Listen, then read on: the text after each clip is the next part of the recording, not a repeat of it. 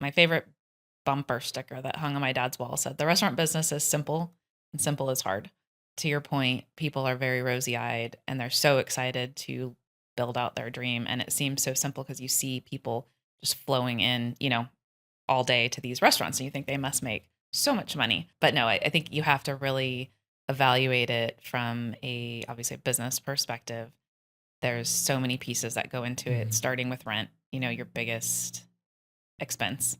So you have to really go through the lease process first and button that up to set yourself up for success. Beyond that, of course, if it's an existing business, you got to look at the numbers, the P&L. A lot of times those are not kept in quite the right way that they should be. Right. And they'll sell you like, oh, we make all this money. Well, what's your bottom line? And the fact of the matter is that most restaurants, if you're doing well, put between 5 and 10% to the bottom line, which means that for every dollar that walks in that door, you might keep 5 cents or 10 cents. That's just restaurant reality. For us, when we evaluate a business, it's the lease, the visibility, the location, and obviously the general business, plan.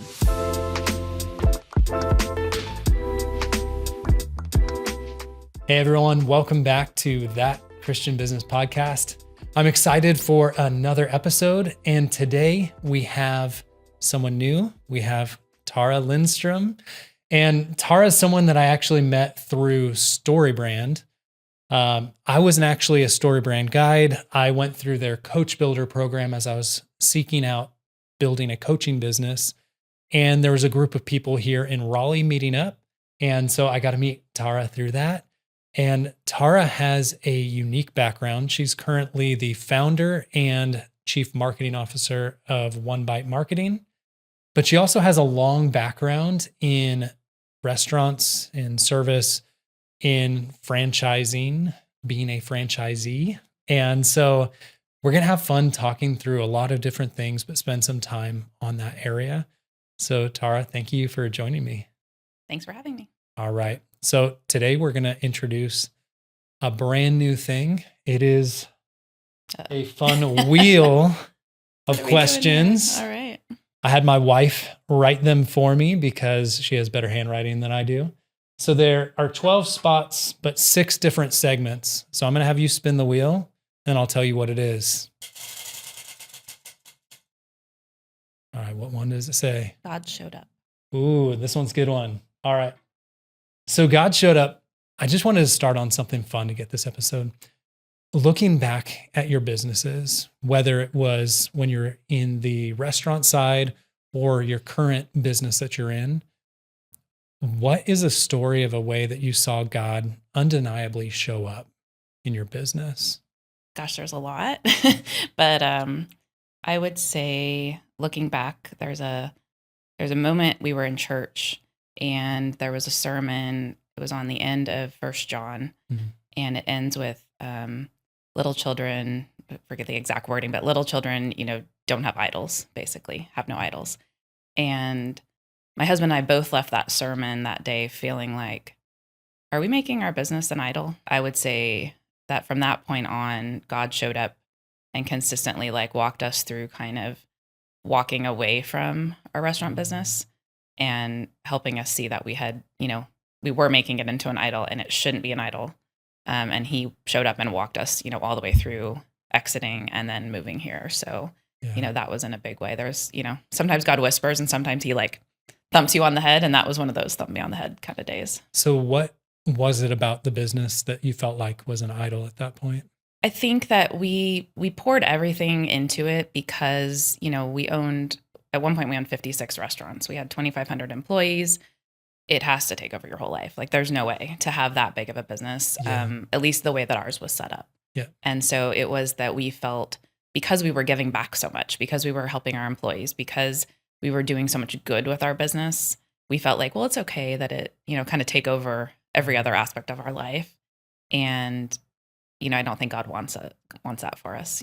I think there are seasons where you can pour everything into a business and he blesses it. But ultimately, it's just a business and doesn't define who you are and doesn't define who you are in Christ. And so I think it had gotten too big and too out of control and the way that we were in partnership with my parents and didn't have a lot of other support staff, there was no way for us to do anything else. And I think he wanted to kind of free up our time, both for our family and for other people and for other service. How old were your kids around that point?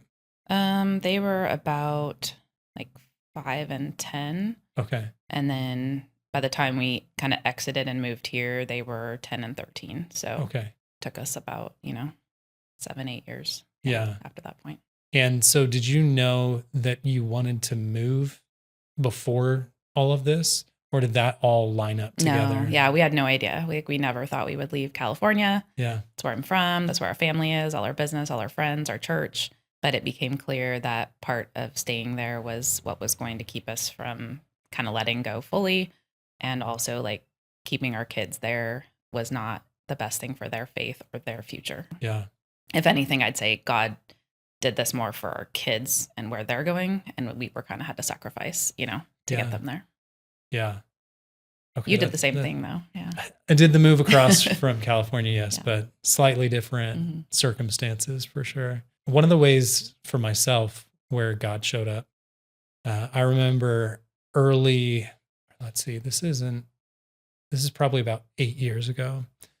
So I'm getting towards summer. My video production business is slowing down. I have 2 young kids. I'm trying to figure out how do I bring in more income. And so whenever things slow down, I just try to get creative. And so I came up with this idea of like, I've never worked with restaurants. I don't feel like they typically have the budget to do the kinds of videos that I would want to do for them. But I devised a plan on how I could basically create a compelling video for a restaurant within a half day. And I was like, all right, I'm going to choose 50 restaurants along the coast of San Diego. I'm going to make this custom mailer box that had all these different cards that kind of walked them through a story of how we could help them. And I was like, this is going to be a way to just bring in business. And so I reached out to this restaurant that wasn't even in the area we were targeting. I said, hey, I'd love to do a free video for you. It's always a good way for me to have a portfolio showing that I can do the thing I'm trying to sell. And so I created that video, went live. They loved the video. I send out all these mailers and I didn't book a single restaurant. I could have guessed that. And I was just like, what am I doing? And now I talked to someone who's good at marketing at that point and just was like, explain the story. And they're like, well, did you call every restaurant before you sent it to let them know you were sending something? I was like, no. Did you follow up after you sent it? No. It's like this cool box. Your box was amazing.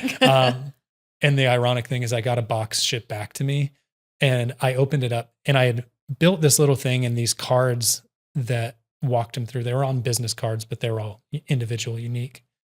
I used these pins to hold the cards in and the pins had all fallen out and the cards were all, so the presentation looked terrible. Yeah.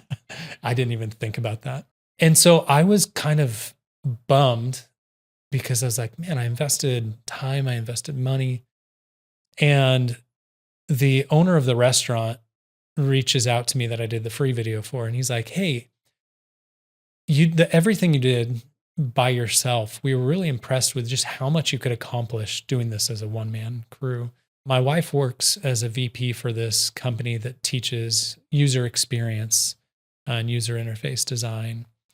And they have someone on the team that is doing video, but she needs help. Would you consider doing consulting with her? So I go out to Las Vegas for this conference to teach this young lady how to better film, edit, everything. And she did not have the video background that I thought she did. And so I tried my best to basically teach her video production. And we leave. And a few months later, they said, hey, she really wasn't equipped for what we need. Can you do our videos? And I started doing basically 100 videos a year for them. I would go to 2 conferences a year, filming tons and tons of videos. And it was just one of those funny things where I had a vision of what I could do. And God's like, I'm going to use that, but I'm going to bring you something that's Mm-hmm. actually better for what you want to do. And they're actually part of the reason I moved here. I've came to film for them. They have people on their team here in 2021, 2020 range. And the first time I came here with no desire to move again, I was like, I could see myself living here. This reminds me of Portland, Oregon, Yeah. where we used to live. And so, yeah, it's just kind of those unique ways that God shows up.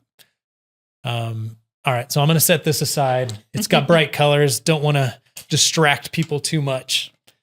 And jump into a little more of your story. So let's start with where you're currently at, and then we'll move backwards into the many, many restaurants that you're a part of. So tell me how you got into marketing and what came about for you to start OneBite Marketing. So I'd say I got into marketing when I was a kid. I kind of grew up, I would market anything. I ended up being class president, make all the signs, do all that. So plan events for high school, for youth group, all that. So I've just always loved marketing. Yeah. And so no matter what I've done throughout my life, I've had that marketing role, but it's kind of ebbed and flowed. So when we decided to move to North Carolina, we weren't sure if we were going to stay, how attached we were going to stay to the restaurants. But God kind of closed that door completely when we did move here. My family decided since we were here, we didn't need to be day-to-day involved, which was actually a blessing in disguise. So I was already planning to start an agency because that is my passion. Yeah. And I had actually been given the book, the Story Brand book, and someone said, you really need to read this and you really need to do this. Like, this is like up your alley. So literally in the car while we're driving out here, I'm listening to all the Story Brand. I going through the training, getting certified. So I got certified in July of 2020. And that was kind of a good foundation to start over because even though I'd done marketing for almost 20 years at that point, you have to relearn that. These days you have to relearn it like every day, I feel like. Absolutely. So that was a good foundation to have a new community, a new platform, a new way of learning, kind of like going back to school, so to say. So started my agency and I was like, well, I got to get some clients. And my friend calls me and she's in real estate. She goes, well, you're starting your business and I'm in real estate and I need marketing. So why don't I hire you? So that was how we started. And then as we went through the StoryBrand process and everything, got a few clients through StoryBrand, met some people locally. You get to know people and you tell them you do marketing. They're like, oh, I need a website. I need this. So doing all the things I didn't want to do, but you just do them, right? So got going really slow and then just started to pick up clients. So became more of like a fractional CMO over the last 5 years. Really enjoyed learning SEO. I did get hired also by one of our restaurant brands to do their national marketing as a consultant for about 18 months. And so through that, I learned a lot about national SEO, helped rebuild their website, and have just continued to work with kind of whoever comes into my path along the way. So I really wanted to specialize in restaurants because I know it so well. Yeah. But to your point, restaurants don't have a lot of money. So you kind of work with who God puts in front of you, and he's made it work out for us. We have not skipped a beat, I guess, so to say, as far as needing to go out and find business. But we've also, we're living under what he's given us and trying to keep that boundary that, maybe got pushed over when we were in the restaurant business where it was too much. So, yeah. So you mentioned in that you were doing things that you didn't want to be doing. So what are those things that you didn't want to be doing? And what are the things that you do want to be doing in the business? I'm not a big fan of making websites. Okay. And that ends up being what everybody needs. And it takes a lot of pieces that come together, right? So usually we're working on their graphics, working on their messaging, and then you have to bring together the whole customer journey and bring together the website. And it takes a lot of time. Yeah. So I don't develop them. I do have a developer that I work with. But when you go on that journey with someone of kind of reinventing their business or launching their business, then they've taught you so much about it, then you're valuable, as you go forward. So those become just key pieces. So definitely like the websites. And I did not want to do social media. Luckily, I'm almost out of that now. I think I have only one client left that I still do day-to-day social media for. But that's also changed so much that you almost need someone that's like hands-on in your business every day to be able to produce enough for that. Oh, I'm sure. So, yeah. So how is your husband a part? Because he's a part of the business with you. What does that partnership look like and what are your roles? He is more on the operations side, and much to his disliking the accounting side, we've kind of switched. So when we ran restaurants, he was more the operations and driving the business, and so now I'm more driving the actual business part of it. And he supports how he can and does a lot of the technology on the back end. And we also have 3 Airbnbs, so he runs all of that, and then he also does his own restaurant consulting. So we're pretty fragmented in that. As far as the marketing side of things, he doesn't really help with that part of it, but he'll support, if I need help or just go get the kids when I'm working. Yeah. Yeah. Okay, that's great. And so and we'll jump back into the restaurant in a moment, but when you made that transition, you mentioned that this was with your family. And so we'll also spend some time there as well. But the question I have to start is, when you exited that, like, were you able to have a financial exit to set you up for moving out here? Or was that a complicated process since you were doing business with your family? Yeah. A little bit of both. So when Okay. we first moved, we're still owners. We still own part of our family business in Utah. So when we first moved out, we did sell out of the original brand that my family had gotten into, and that was a good move at the time because it's since declined Mm. quite a bit. We saw that coming, and then the other brand that we own, we continued to have payouts from that, as an owner, and we had gone through COVID, so there was all the funds from the government and all sorts of crazy stuff from that. So that kind of continued for a few years after we moved out here. And then I would say the brand has struggled and the business has struggled without us working in it full time. So those payouts have dried up. But, again, we had those 2 or 3 years of overlap to be able to get this business built up, get OneBite built up. So Huge yeah. blessing. Yeah. So let's take a step back then to the restaurant side. I don't know all this story firsthand through conversation of you, but I've seen a few of your LinkedIn posts about Carl's Jr. was the first franchise that your parents did. So tell me a little bit about how they got into it and then how you joined in that family business. So I was 11 and my dad was working for Carl's Jr. Corporate, Mm-hmm. and they had moved us to the Bay Area to from the Central Valley in California, which is a good move if you kind of have been from there.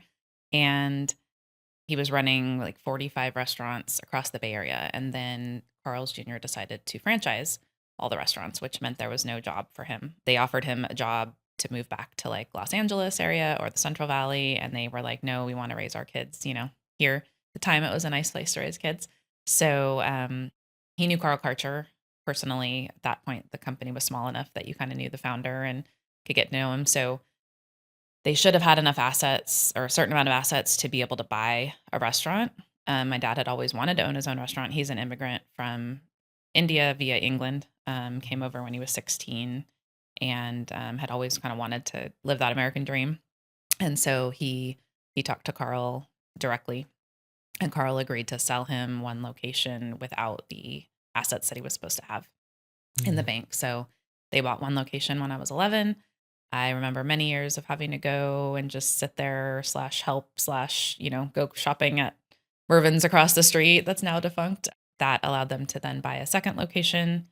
And then after that, a third location. And then that's kind of where the cash flow got going enough to where they could build the business. And so I went off to college, had zero wanting to get ever in that business.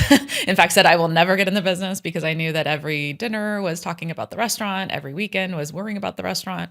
I'm going to get a marketing degree and do my own thing. By the time I graduated, they had about 18 locations, and I had met my husband, and he's like, he was doing really project management for construction, super successful, but he knew that his job would move him around a lot, and he saw everybody in his career get divorced. And he's like, I don't want to do this. Like, I don't want to do this for the rest of my life.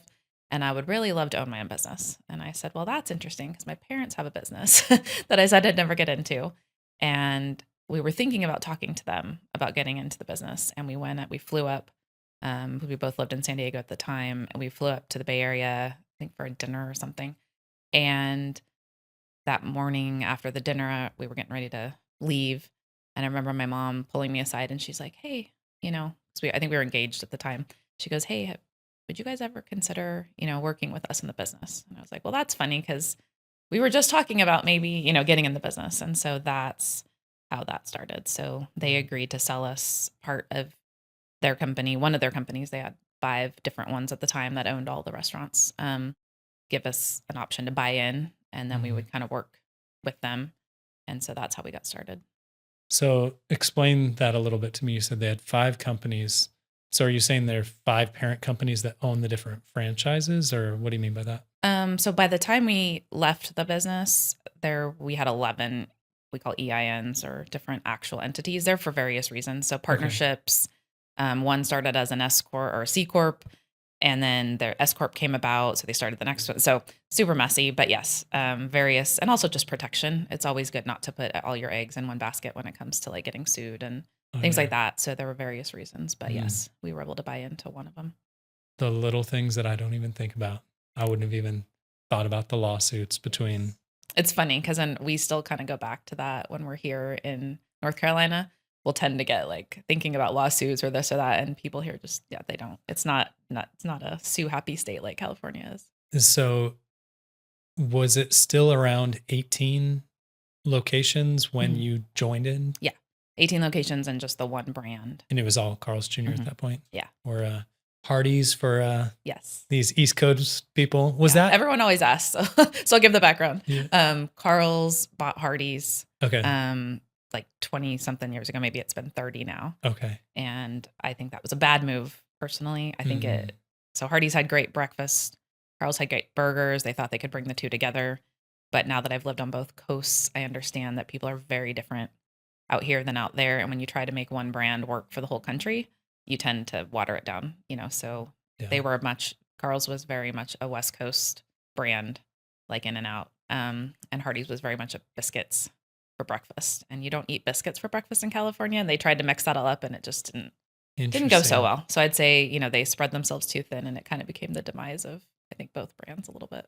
Yeah. I wonder if they used the risque marketing that Carl's Jr. did on the West Coast out here. Well, and they started to, and that really, and I wonder, that probably wouldn't have worked. It didn't do so well. Out here. Yeah, they tried. It probably shouldn't work anywhere. It shouldn't. And so what role you bought into this, and what kind of role did you and your husband take at that point? So my dad said, okay, you need to learn to run restaurants. So imagine this. You have a civil engineering degree and you've been running, multi-billion-dollar projects for the government. And then the next, you go to get married and you're wearing a drive-through headset, running a drive-through, handing out burgers. And don't have a car because you turned in your company vehicle. So I was driving him to work, and that's where we started when we got married. But he moved up through the ranks really quickly. My dad was like, well, you can be a manager for a year, and then, district manager for a couple years. And within a year, he was running the whole company. So, over operations of all the stores. And how many stores were under that company? So the 18 for the time being. Oh, so the one you bought into as 18.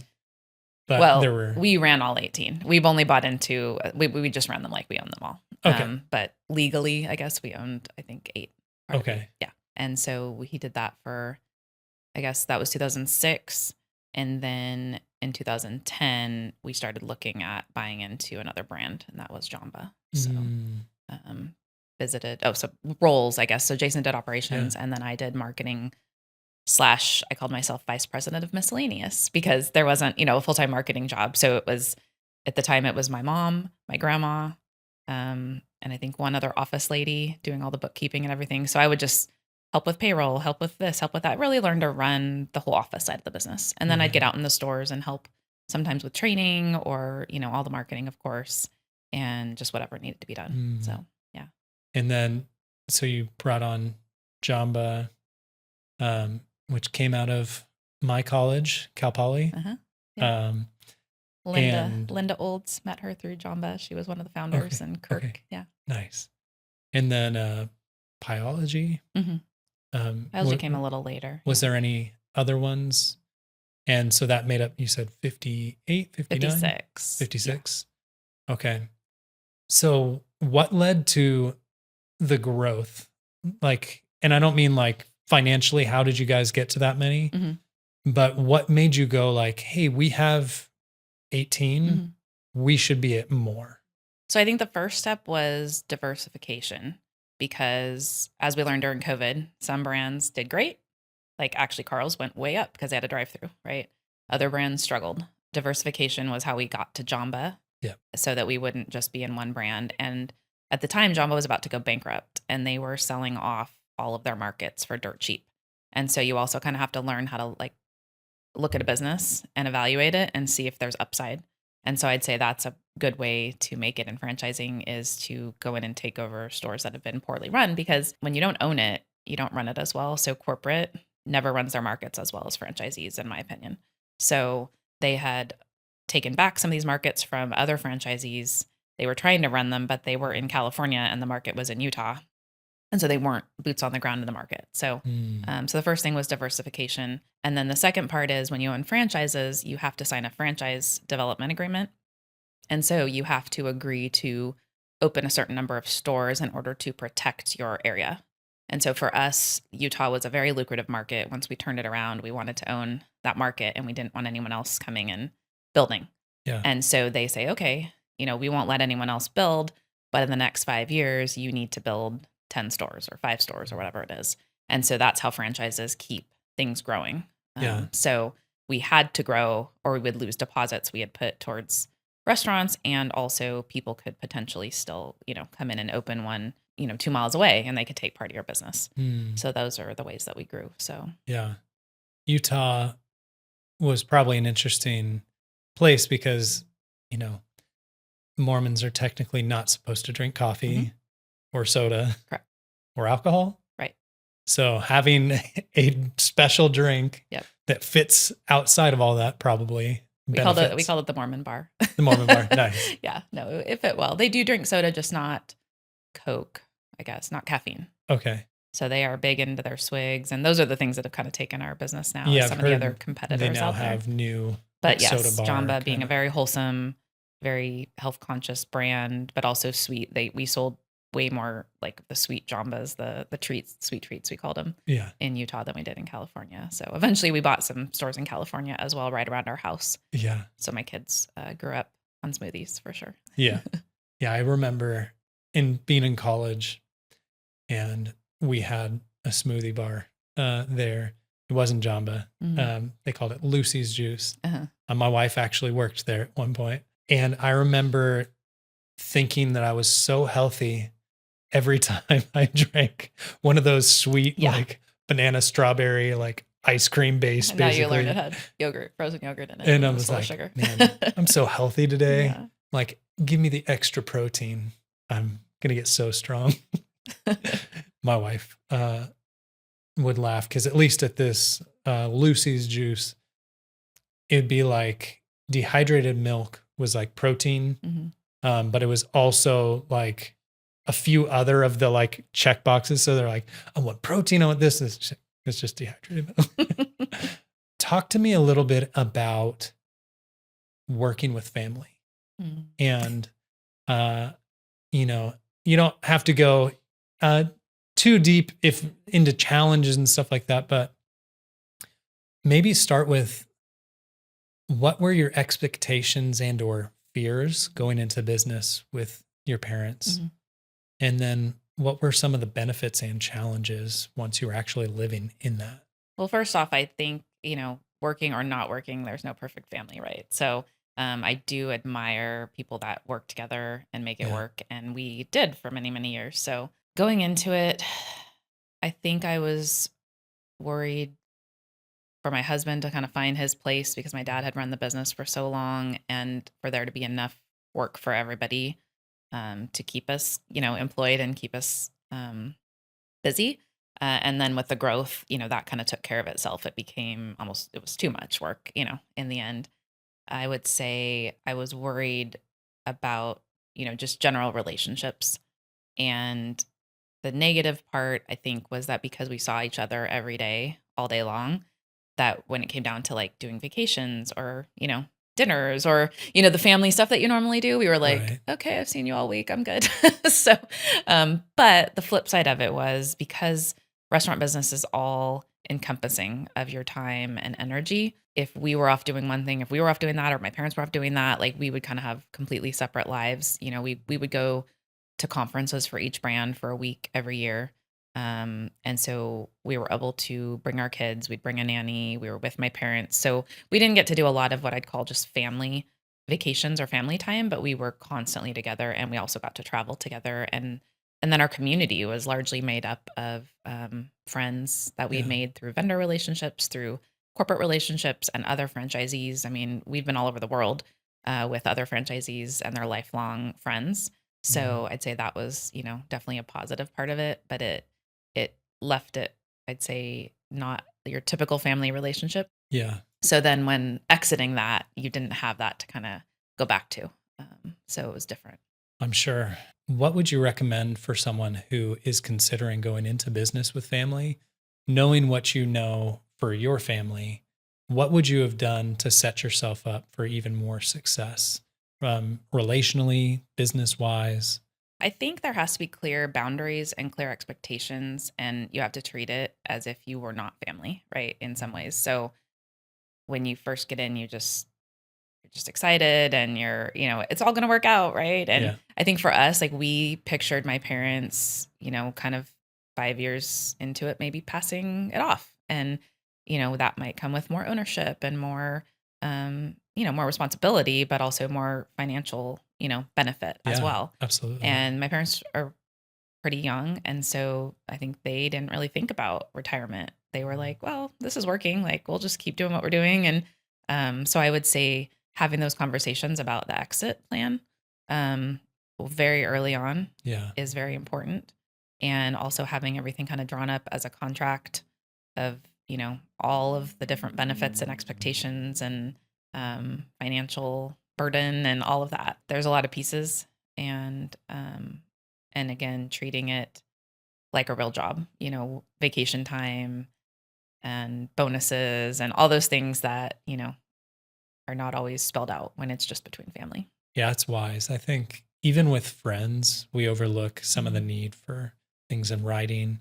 But I'm sure with family, it's just like, well, we're family. Yeah. Like, it's fine. But things get complicated quick. Um, all right. So we're going to shift gears for a little bit, and we're going to do a new segment. So on there's one that says business therapy. Mhm. Now, for that, if you had spun that, the business therapy would have been about you. And so we would have workshopped something that you're currently navigating, struggling through, and we workshop that live here. But this one, you're going to be my therapist. You get to wear your therapist hat. I was looking to buy a coffee shop, and I mentioned this briefly to you, and you're like, you should have talked to me. But essentially, it's ironic. I don't drink coffee. I don't either. I have maybe had 1/2 cup in my life, Mhm. but a lot of my life has been in coffee shops. I have so many fond memories of studying and meeting with people in college. I planted a church in Portland, Oregon, and I remember just going to the coffee shop to prepare, meet people there. I love what coffee shop culture is and what it can be to a community. Yeah. And in a world that is ever connected, but also ever divided, I see it as like this opportunity to be around people in a consistent way and pour into them. And from the other side, my wife, since basically having children, she stopped working. She spent a short stint when both kids got into elementary school, doing part-time work at our church with their small groups. Mhm. But this was the first business idea of mine where she could envision herself as a part of it. Yeah. Because she loves pouring into young women. She used to be on staff with Campus Crusade for Christ. All of that, like, we saw this opportunity to potentially buy a coffee shop that was for sale. And it ended up falling through. But that's all the context. And I always tend to be more rosy eyed and more optimistic Mhm. even with this studio we're in, I was just telling you, like, you think and you dream and you envision, you see a hole in a market Mhm. or an opportunity, and then you just assume, like, I always try to be conservative, but you still find, like, man, things take way longer Mhm. and are way harder to actually bring to life than you want. So, with all that context, what would you say to someone like myself who's considering buying into or starting a business like a coffee shop? We usually say, "Don't do it." That's where we start. Yeah. And give context to that and then go on from Mhm. there. Yeah. No, the restaurant business is my favorite bumper sticker that hung on my dad's wall said, "The restaurant business is simple and simple is hard." To your point, people are very rosy-eyed and they're so excited to build out their dream, and it seems so simple because you see people just flowing in, all day to these restaurants, and you think they must make so much money. But no, I think you have to really evaluate it from obviously a business perspective. There's so many pieces that go into it, Mm, starting with rent. Your biggest expense is typically your rent, and that all hedges on the lease terms. There's so many things. In fact, my husband is starting his yeah. own consulting arm of our business right now, just reading restaurant leases for people because people underestimate the need and the gravity of signing even an LOI, like a letter of intent. Yeah. It starts that lease, and that is how much time you have there, how much you're paying. Can you get a competitor right next door? What if the air conditioning breaks? Who fixes that? Like so many Yeah. pieces. So you have to really like go through the lease process first and button that up to set yourself up for success. Beyond that, of course, if it's an existing business, you got to look at the numbers, the P&L. A lot of times those are not kept in quite the right way that they should be. Right. And they'll sell you like, oh, we make all this money. Well, what's your bottom line? And the fact of the matter is that most restaurants, if you're doing well, put between 5 and 10% to the bottom line, which means that for every dollar that walks in that door, you might keep 5 cents or 10 cents. Yeah. That's just restaurant reality. And so you have very little to play with. If something breaks or if they do road construction outside and shut your parking down and all of Right. that. So for us, when we evaluate a business, it's the lease, the visibility, the location, and obviously the general business, Mm, plan. So I would yeah. be diving into those very deeply before I would consider, especially if someone's selling a current restaurant, Right. because there's probably a reason that they're selling it Yeah. and not keeping it. Yeah. So for you, if you were going to consider a coffee shop, would you rather buy or build? We would probably rather build. Yeah. Unless, again, it's a very successful coffee shop, but then you're probably going to overpay for what's there. You're going to overpay for someone else's equity. So we did help our church actually open a coffee shop Yeah. in California from the ground up. And it wasn't at the church, it was downtown of Okay. a major city. Yeah. And it's very profitable now, but Yeah. it took about 10 years until it was very profitable because they Mm, were kind of running it sort of like a church, but sort of like a business. yeah.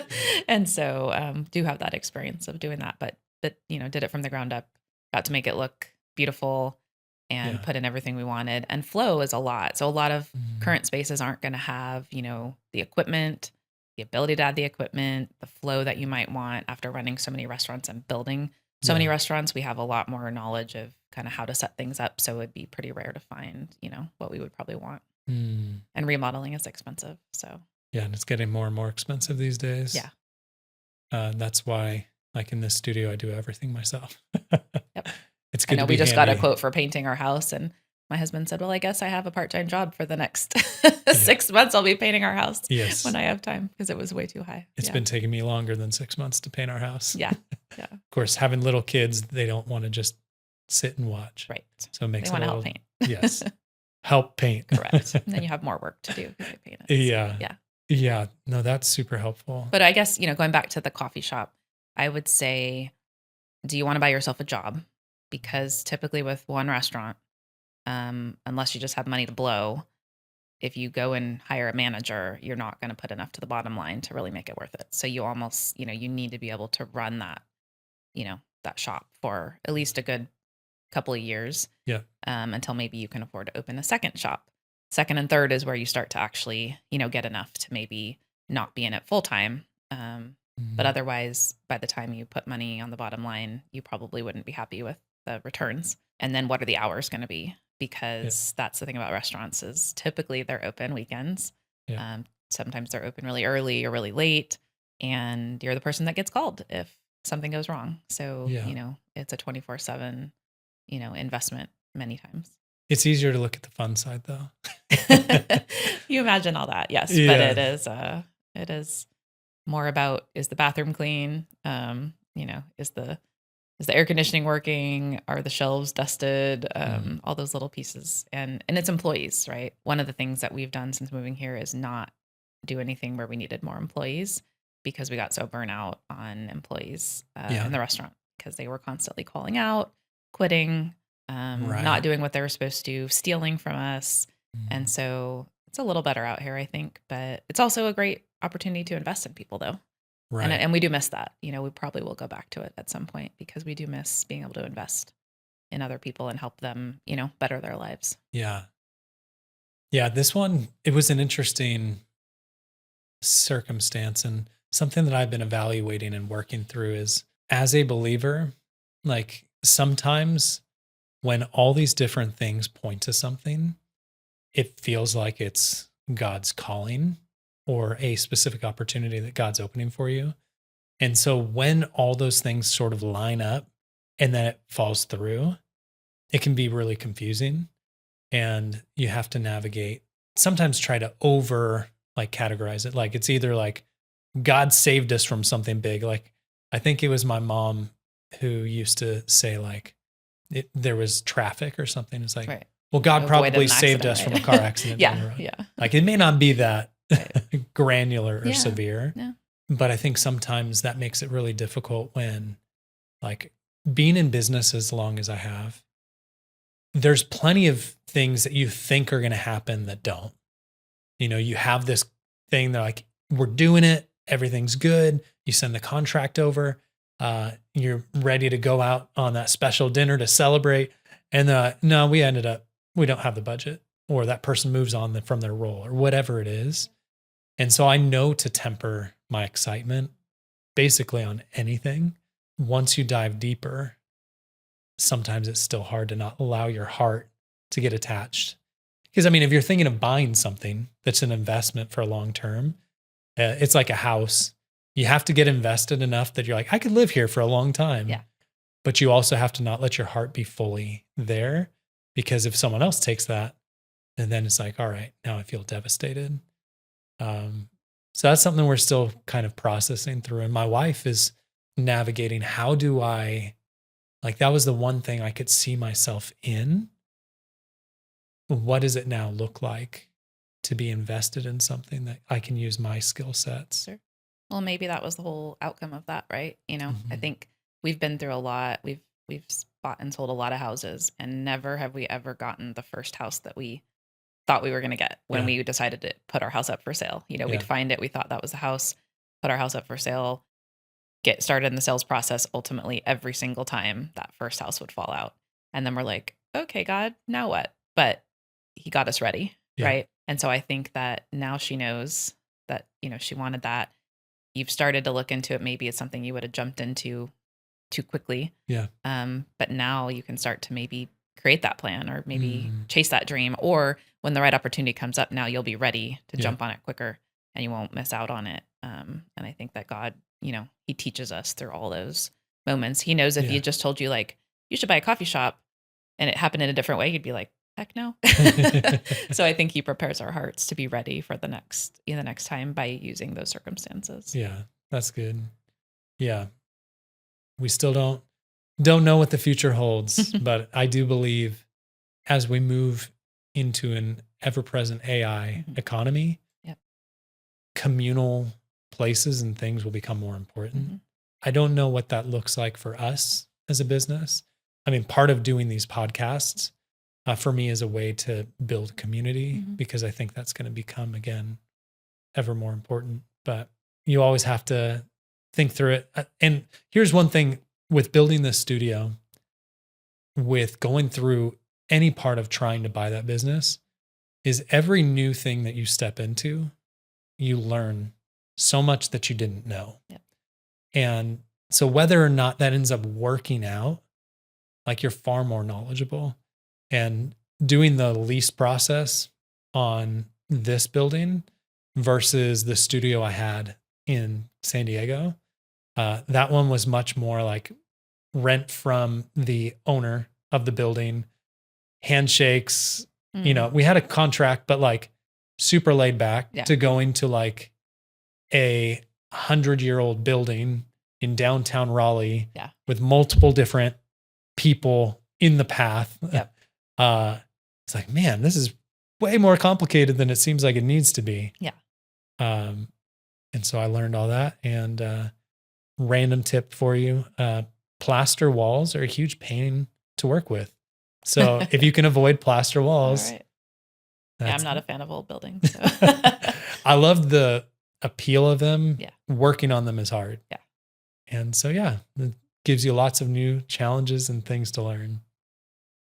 So one recurring segment that I've done every episode so far, we're going to continue it today. I call it best, worst, and most edifying. And so this is all about your career path. Mm-hmm. And so this could include a random job you did for a summer. This could include the restaurant side, which you're currently in. But what is the best job you've done? Something that if you didn't have to worry about money, you would just do it. Or it could be something that you've kind of tangentially touched and helped with a nonprofit or something, but it's not been your career. What's the worst job you've had? And it could even be a role that you did while working with the restaurants. You mentioned your husband wearing the headset.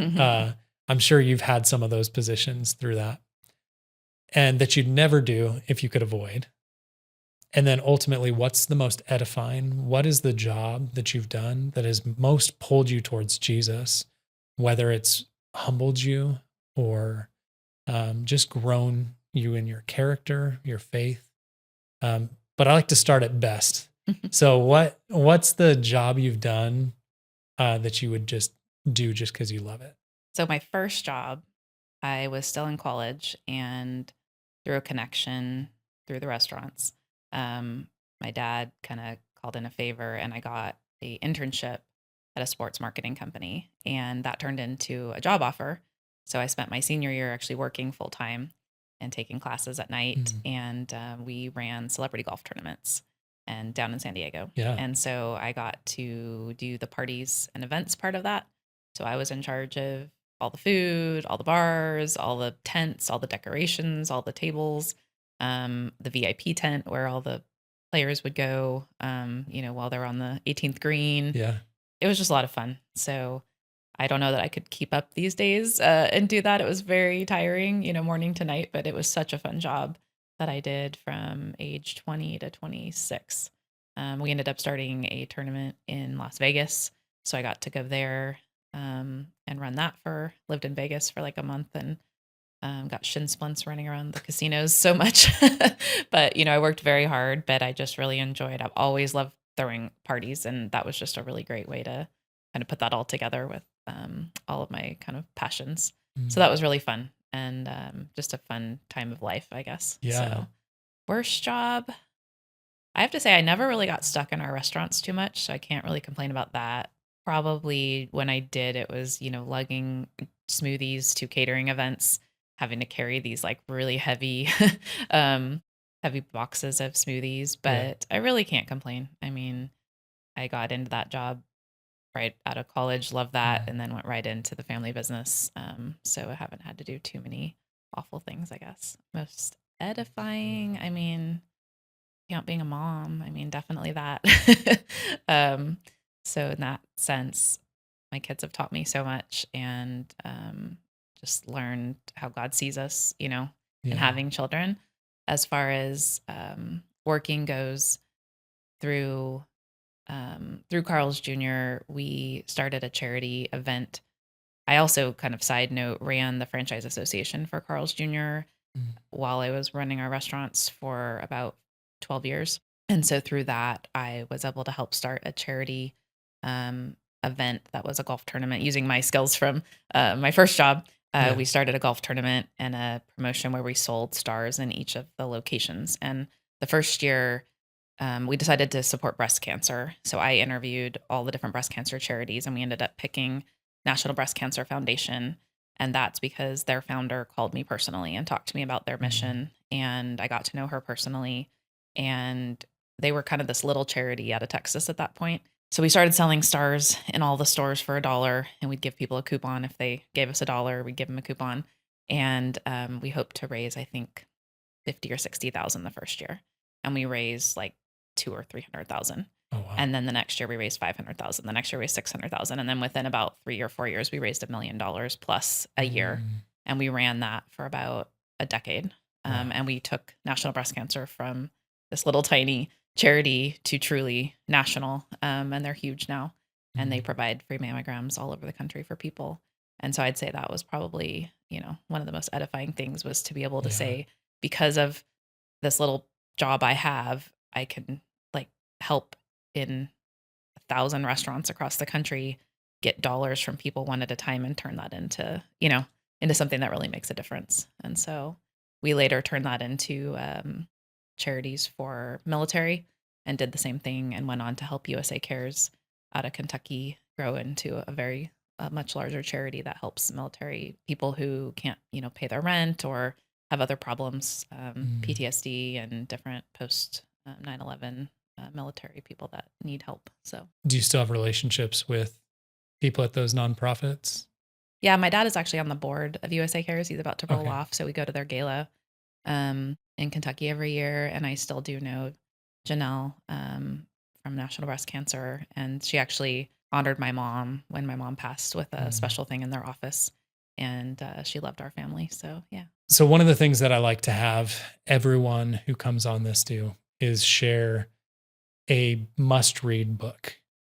And this could either be a business book, a faith book, one that covers both, or one in both camps. And you can't use StoryBrand. It's a cop-out. I know. I was like, I can't use that one. I think I used that I don't already think in it's one that of the good of a book episodes. anyway, I like Marketing Made Simple better. Okay. I mean, anything Tim Keller, I feel like I love his books, but Any that stand The out to Reason you? for God, Okay. it's a big one that we give a lot of people. What about that book? I think it just, when people are searching and they're just not sure, it's been a while since I read it, to be honest, but we brought a lot of people, a lot of neighbors and friends with us to church in California, and we would just kind of invite them along, and then they just have more questions, and I just feel like it lays out the answers in a great way that really speaks to people that are just searching, Yeah. and just makes you really contemplate like how to answer those questions when people have them. And I love his book Prodigal God as well. So I think both of those are great books. I love reading about, on a flip side, about like health and wellness and all that too. That's kind of my hobby, Yeah. I guess I could say. So there's a lot of great books out there that tie, our faith and our health and our wellness all Any together. specific ones on the top of your head? I just read The Healing Power of the Sun, and that was really great. The Biblio Diet, really interesting. Yeah, there's a whole bunch. I follow the Christian nutritionist, Okay. and she has kind of a recommended reading list. And Jason and I are actually getting our certifications with her right now. So I've just been doing a lot of reading for that. Yeah. Okay, those are some good recommendations. Yeah, I haven't read Reason for God. Within the last year, I read my first ever Tim Keller books. I read Every Good Endeavor, which is probably one of the best books I've read in the last year for sure.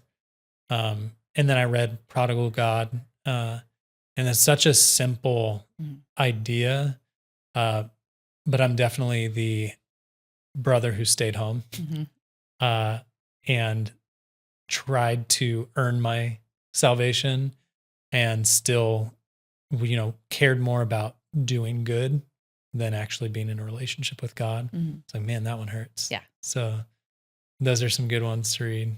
Awesome. And then every time I like to end with scripture. So this week I was thinking of you being in the restaurant world, hospitality, service. So I tried to find some scripture surrounding that. So today is 1 Peter 4, 9 through 11. Offer hospitality to one another without grumbling. Each of you should use whatever gift you have received to serve others as faithful stewards of God's grace in its various forms. If anyone speaks, they should do so as one who speaks the very words of God. If anyone services, they should do so with the strength God provides, so that in all things God may be praised through Jesus Christ. To him be the glory and power forever and ever. Amen. It's so easy to neglect our need to serve others and get so insular, focused on self. And so I need to be reminded constantly of that need to serve, love others, put others first. And being in a space like hospitality, even marketing, is a reminder how much we need to serve others. I'm so grateful you came on today. Thanks so much for sharing your story, sharing some of that background and recommendations when it comes to how to approach not only working with family, but the space of being in the restaurant industry. And yeah, I'm just grateful to spend the time with you today. Well, don't be too scared of that coffee shop. Maybe it's in your future. I'll help you. We'll see. We'll chat with you. Sounds good. And thanks so much for watching, listening, and have a wonderful week. And make sure to make faith the center of all that you do.